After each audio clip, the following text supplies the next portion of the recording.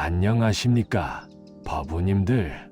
오늘 아침에 일어나시면서 어떤 마음이 드셨습니까? 혹시 또 하루가 시작되는구나 하는 무거운 마음이 드시지는 않으셨는지요? 아니면 오늘도 별다를 것 없는 일상이 반복되겠구나 하는 생각이 스치지는 않으셨는지요? 요즘 많은 분들이 이런 말씀을 하십니다. 행복이 뭔지 모르겠다고요. 젊을 때는 목표가 있었는데 나이가 들수록 그저 하루하루를 버텨내는 것 같다고요. 텔레비전을 켜면 온통 어려운 소식들 뿐이고 주변을 둘러보면 모두들 바쁘게 살아가지만 정작 행복해 보이지는 않는다고 말씀하십니다. 그런 경험 있지 않으십니까? 아침에 눈을 뜨면서도 별다른 기대감이나 설렘이 없고 그저 어제와 같은 하루가 또 시작되는구나 하는 생각만 드는 경험 말입니다. 가족들과 함께 있어도 뭔가 공허한 느낌이 들고 친구들과 만나서 웃고 떠들어도 마음 깊은 곳에서는 진짜 행복과는 거리가 먼 것 같은 느낌 말입니다. 혹시 지금 이런 생각을 하고 계시지는 않습니까? 나이가 들수록 행복은 점점 더 멀어져 가는 것 같다고요. 젊을 때는 뭔가 이루면 행복할 줄 알았는데 막상 그것을 이루고 나니 별것 아니었다고요. 그래서 더 큰 목표를 세우고 더 많은 것을 얻으려 노력했지만 여전히 마음은 채워지지 않는다고요. 이런 고민을 하시는 분들이 정말 많습니다. 특히 요즘처럼 세상이 빠르게 변하고 모든 것이 불확실한 시대에는 더욱 그런 것 같습니다. 코로나를 겪으면서 우리는 많은 것을 잃었고 경제적 어려움도 늘어났고 사회적 거리두기로 인해 사람들과의 관계도 예전 같지 않습니다. 그런데 말입니다. 법우님들, 부처님께서는 이미 2500년 전에 이런 우리의 고민에 대해 명확한 답을 주셨습니다. 그 답은 바로 일상 속에서 행복을 찾는 지혜에 있습니다. 멀리서 찾을 필요도 없고 특별한 조건이 갖춰져야 하는 것도 아닙니다. 바로 지금 여기서 우리가 살아가는 이 평범한 일상 속에서 진정한 행복을 발견할 수 있다는 것이 부처님의 가르침입니다. 오늘은 부처님께서 알려주신 일상 속에서 행복을 찾는 네 가지 지혜에 대해 말씀드리겠습니다. 이 네 가지 지혜는 단순히 머리로 이해하는 것이 아니라 우리가 실제로 생활 속에서 적용할 수 있는 구체적인 방법들입니다. 어렵거나 복잡한 것이 아니라 누구나 지금 당장 시작할 수 있는 간단하지만 깊이 있는 가르침들입니다. 이 가르침들을 통해 보살님들께서 매일매일의 일상이 조금씩 다르게 보이기 시작하실 것입니다. 똑같은 하루라도 전혀 다른 의미로 다가오게 되고 작은 것들에서도 깊은 기쁨을 발견하시게 될 것입니다. 그리하여 궁극적으로는 어떤 상황에서도 흔들리지 않는 진정한 행복, 마음의 평안을 얻으시게 될 것입니다. 그럼 지금부터 함께 부처님의 지혜로운 가르침 속으로 들어가 보겠습니다. 첫 번째로 말씀드릴 내용은 바로 지족, 즉 만족할 줄 아는 마음에 대한 것입니다. 현대인들이 불행한 가장 큰 이유 중 하나가 바로 끝없는 욕심과 비교 때문입니다.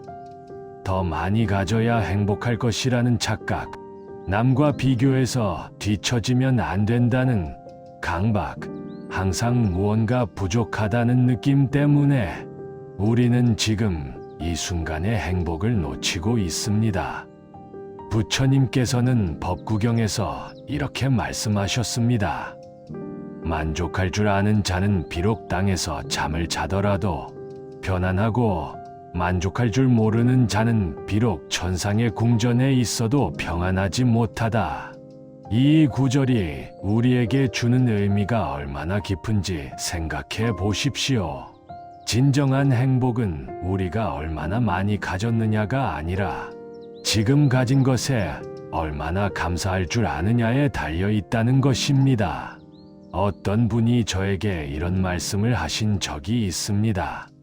스님, 저는 젊을 때 정말 가난하게 살았어요.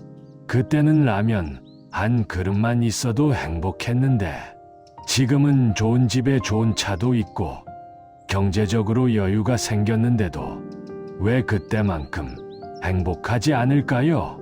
이 질문에 대한 답이 바로 지족의 가르침에 있습니다. 가난했을 때는 작은 것에도 감사했지만 많이 가지게 되면서 당연하게 여기게 되고 더 많은 것을 원하게 된다는 것입니다. 부처님께서는 또한 이렇게 말씀하셨습니다. 욕심은 큰 바다와 같아서 아무리 많은 강물이 흘러들어가도 결코 가득 차지 않는다. 우리의 욕심이라는 것이 얼마나 끝이 없는지를 물 한 방울의 차이도 모르는 바다에 비유하여 설명해 주신 것입니다. 그렇다면 일상 속에서 어떻게 지족의 마음을 기를 수 있을까요? 가장 간단하면서도 효과적인 방법은 바로 매일 감사 명상을 하는 것입니다. 잠자리에 들기 전 단 10분만이라도 시간을 내어 오늘 하루 감사할 일들을 떠올려 보시기 바랍니다. 건강하게 하루를 보낼 수 있었던 것, 가족과 함께 식사를 할 수 있었던 것, 따뜻한 집에서 쉴 수 있는 것, 이런 당연해 보이는 일상들이 사실은 얼마나 소중한 것인지 깨닫게 될 것입니다. 또한 다른 사람과 비교하는 마음이 일어날 때는 즉시 알아차리고 마음을 거두어들이는 연습을 하셔야 합니다. 저 사람은 나보다 더 좋은 것을 가지고 있네라는 생각이 들면 지금 비교하는 마음이 일어났구나 하고 알아차린 후 나는 나만의 복을 가지고 있다는 생각으로 바꾸어 보시기 바랍니다. 특히 요즘같이 SNS가 발달한 시대에는 더욱 조심해야 합니다. 다른 사람들의 화려한 일상을 보면서 내 삶이 초라해 보이는 것은 착각입니다. SNS에 올라오는 것들은 대부분 특별한 순간들이고 실제로는 모든 사람이 평범한 일상을 살아가고 있습니다. 어떤 선사님께서는 이렇게 말씀하셨습니다. 부족함을 알면 부족하고 넉넉함을 알면 넉넉하다. 우리의 행복과 불행은 객관적인 조건이 아니라 마음가짐에 달려 있다는 뜻입니다. 같은 상황에서도 어떤 사람은 불행하다고 느끼고 어떤 사람은 행복하다고 느낍니다. 그 차이는 바로 지족할 줄 아는 마음, 만족할 줄 아는 마음에서 나옵니다. 실제로 이런 실험을 해보시기 바랍니다. 일주일 동안 매일 저녁에 오늘 내가 가진 것들 목록을 적어보시고 그 하나하나에 대해 마음속으로 감사 인사를 드려보시기 바랍니다. 건강한 몸, 사랑하는 가족, 따뜻한 집, 맛있는 음식, 아름다운 자연, 좋은 인연들. 이렇게 적다 보면 우리가 얼마나 많은 복을 받고 살고 있는지 깨닫게 될 것입니다. 그리고 욕심이 일어날 때는 이렇게 자문해 보시기 바랍니다. 이것이 정말 내게 필요한 것인가? 아니면 단순히 갖고 싶은 마음일 뿐인가? 이것을 가진다고 해서 내 마음이 진정으로 평안해질 것인가? 대부분의 경우 우리가 간절히 원하는 것들은 실제로는 그리 중요하지 않은 것들임을 깨닫게 될 것입니다. 두 번째로 말씀드릴 내용은 바로 현재에 머무르는 마음, 즉 정념에 대한 것입니다. 많은 분들이 불행한 이유 중 하나는 과거의 후회나 미래의 걱정 때문에 현재를 제대로 살지 못하기 때문입니다. 과거의 실수나 아픈 기억들을 계속 되새기면서 자책하거나 아직 오지도 않은 미래를 걱정하면서 불안해합니다. 부처님께서는 사티파타나 수타에서 이렇게 말씀하셨습니다. 과거를 쫓아가지 말고 미래를 바라지 마라. 과거는 이미 지나갔고 미래는 아직 오지 않았다. 현재의 순간순간을 명료하게 관찰하라. 이 가르침의 핵심은 바로 지금 이 순간에 깨어있는 것입니다. 우리가 진정으로 살 수 있는 시간은 과거도 미래도 아닌 바로 지금뿐이기 때문입니다. 어떤 보살님께서 저에게 이런 하소연을 하신 적이 있습니다. 스님, 저는 항상 불안해요. 아이들 장래가 걱정되고, 건강이 걱정되고, 경제적인 것도 걱정되고, 걱정을 안 하려고 해도 자꾸만 걱정이 됩니다. 이분께 제가 이렇게 말씀드렸습니다. 보살님, 지금 이 순간 보살님께서 숨을 쉬고 계시지 않습니까? 지금 이 순간 건강하게 앉아 계시지 않습니까? 지금 이 순간만큼은 모든 것이 괜찮지 않습니까? 미래의 일을 걱정하는 것은 당연하지만 그 걱정이 현재의 행복을 방해해서는 안 됩니다. 필요한 대비는 하되 과도한 걱정으로 현재를 놓치지 않아야 합니다. 부처님께서 가르쳐 주신 정념 수행의 핵심은 바로 알아차림입니다. 지금 내가 무엇을 하고 있는지, 무엇을 느끼고 있는지, 무엇을 생각하고 있는지를 명확하게 알아차리는 것입니다. 예를 들어 밥을 드실 때는 온전히 밥 먹는 일에만 집중해 보시기 바랍니다. 음식의 맛을 느끼고, 씹는 소리를 듣고, 삼키는 감각을 느껴보시기 바랍니다. 그러면 평범한 식사가 깊은 명상이 됩니다. 걸을 때도 마찬가지입니다. 발이 땅에 닿는 감각을 느끼고 바람이 피부에 닿는 느낌을 감지하고 주변의 소리와 풍경을 있는 그대로 받아들여 보시기 바랍니다. 그러면 단순한 이동이 깨달음의 순간이 됩니다. 특히 일상생활 중에 마음이 과거나 미래로 떠날 때를 알아차리는 연습을 하시기 바랍니다. 아, 지금 내가 과거 생각에 빠져 있구나. 또는 지금 미래 걱정을 하고 있구나 하고 알아차린 후 다시 현재로 돌아오시기 바랍니다.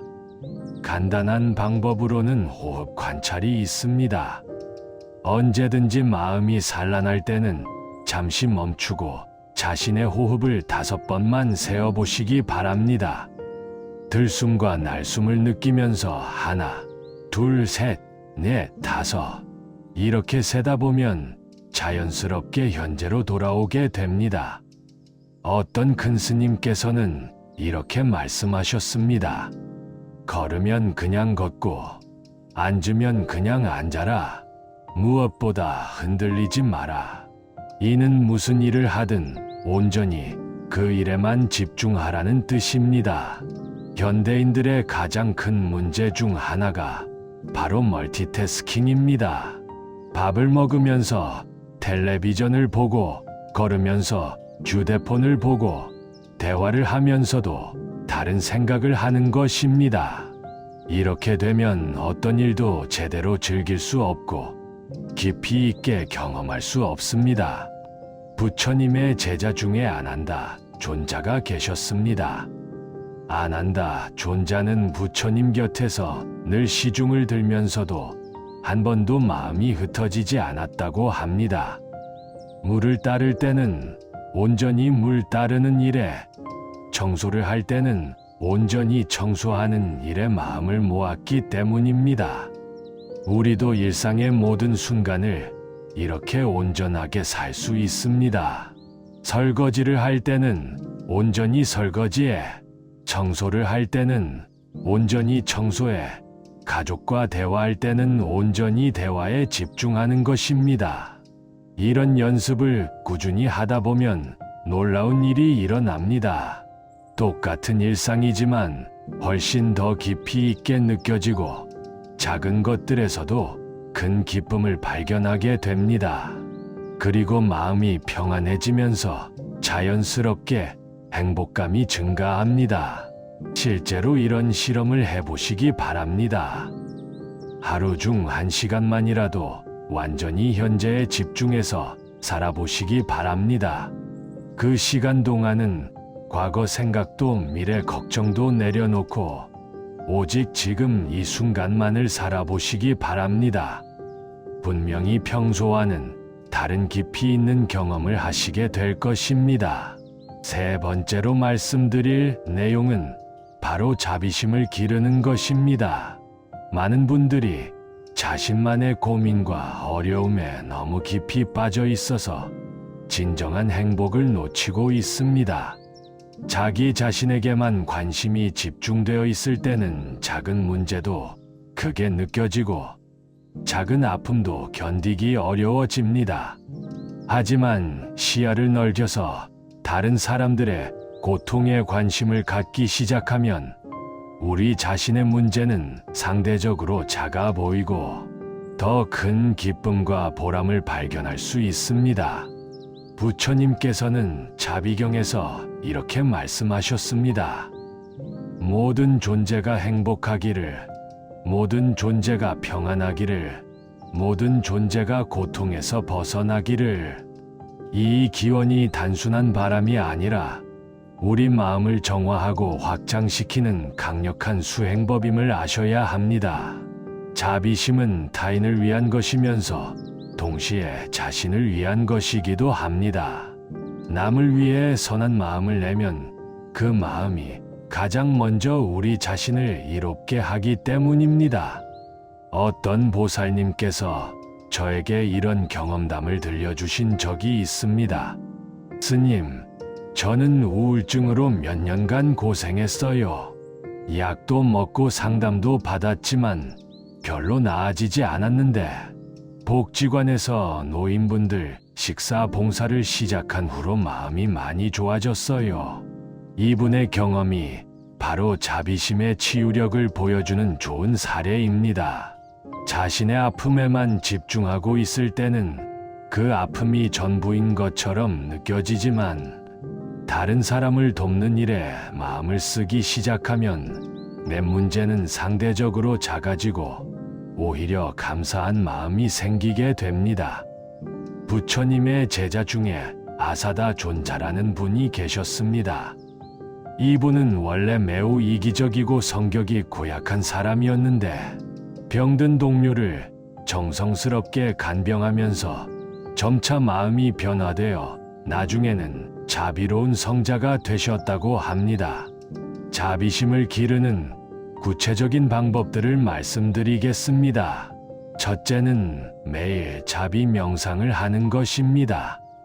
아침이나 저녁에 조용한 시간을 내어 가족, 친구, 이웃, 그리고 모든 생명들의 행복을 기원해 보시기 바랍니다. 내 가족이 건강하고 행복하기를, 내 이웃들이 평안하기를, 모든 생명들이 고통에서 벗어나기를. 이렇게 진심으로 기원하다 보면 마음이 따뜻해지고 확장되는 것을 느끼실 것입니다. 둘째는 일상에서 작은 친절을 실천하는 것입니다. 엘리베이터에서 만난 이웃에게 먼저 인사하기, 버스에서 자리 양보하기, 마트 직원에게 고맙다는 말하기 등 아주 작은 것부터 시작하시기 바랍니다.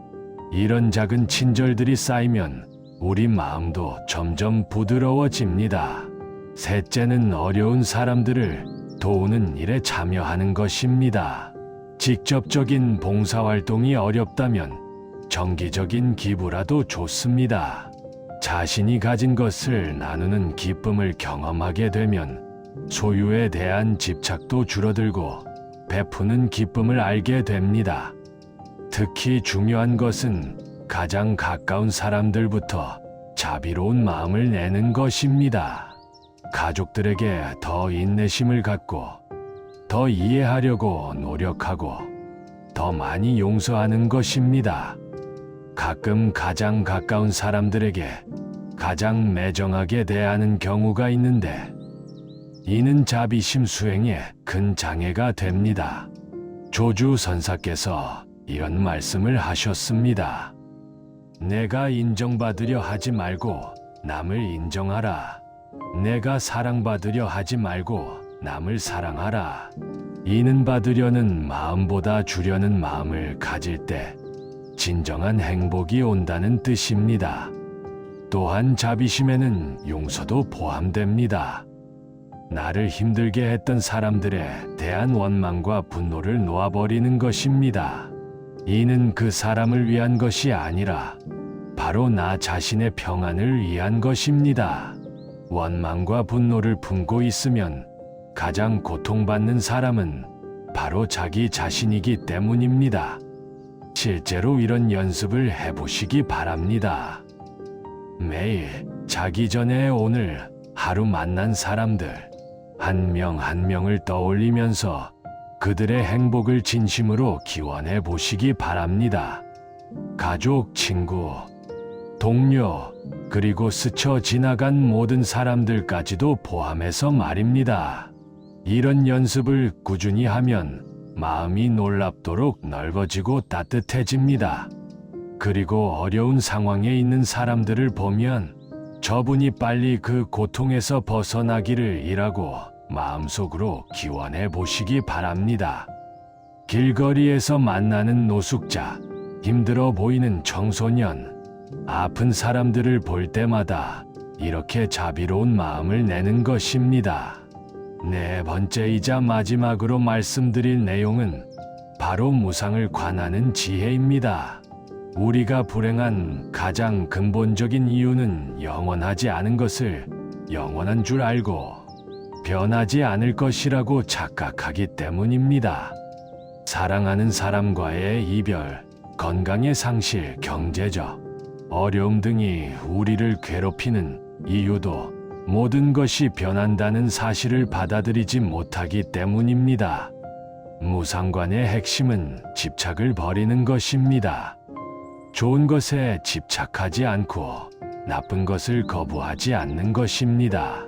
모든 것이 변하는 것이 자연의 이치임을 받아들이는 것입니다. 계절의 변화를 보시기 바랍니다. 봄이 오면 꽃이 피고 여름이 오면 무성해지고 가을이 오면 열매가 있고 겨울이 오면 모든 것이 정리됩니다. 이것을 슬퍼하는 사람은 없습니다. 자연스러운 변화로 받아들이기 때문입니다. 우리 인생도 마찬가지입니다. 젊음의 봄, 장년의 여름, 중년의 가을, 노년의 겨울이 모두 자연스러운 변화입니다. 각각의 계절마다 고유한 아름다움과 의미가 있습니다. 무상관을 일상에서 실천하는 방법들을 말씀드리겠습니다. 첫째는 좋은 일이 일어났을 때 너무 들뜨지 않는 것입니다. 기쁜 일이 있어도 이것도 지나갈 것이다 라고 마음속으로 말해보시기 바랍니다. 이렇게 하면 나중에 그것을 잃었을 때의 실망감을 줄일 수 있습니다. 둘째는 어려운 일이 일어났을 때 절망하지 않는 것입니다. 힘든 일이 있어도 이것도 지나갈 것이다 라고 마음속으로 말해보시기 바랍니다. 아무리 어려운 상황도 영원하지 않다는 것을 기억하시기 바랍니다. 셋째는 매일 변화를 관찰하는 것입니다. 자신의 몸의 변화, 마음의 변화, 주변 환경의 변화를 의식적으로 관찰해 보시기 바랍니다. 이렇게 하면 무상의 이치를 체험적으로 이해하게 됩니다. 예를 들어 거울을 볼 때 어제와 오늘의 내 모습을 비교해 보시기 바랍니다. 미세하지만 분명히 변화가 있음을 발견하실 것입니다. 또한 계절의 변화, 날씨의 변화, 사람들, 관계의 변화도 주의 깊게 관찰해 보시기 바랍니다. 넷째는 소유에 대한 관점을 바꾸는 것입니다.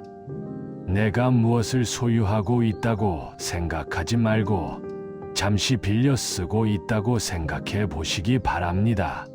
집도, 자동차도, 심지어 자신의 몸도 잠시 맡겨진 것이라고 여기면 집착이 줄어듭니다.